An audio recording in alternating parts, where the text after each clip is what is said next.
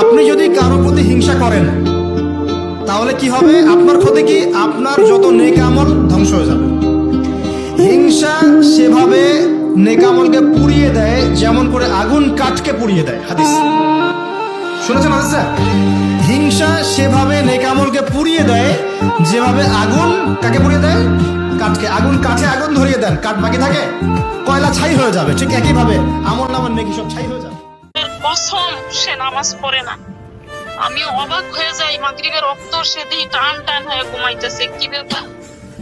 তারপরে সেই এশা রক্ত ওইটা তিন অক্ত 4 রক্ত পড়বো, কোনদিন আবার ফজরের রক্ত ওইটা 3 অক্ত 4 রক্ত পড়বো।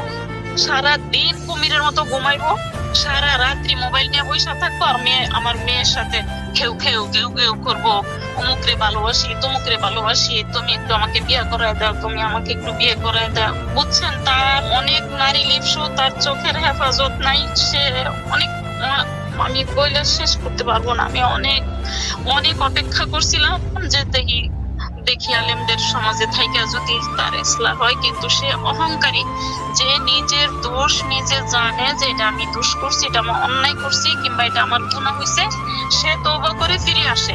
কিন্তু সে যা করে সে মনে করে এটাই ঠিক।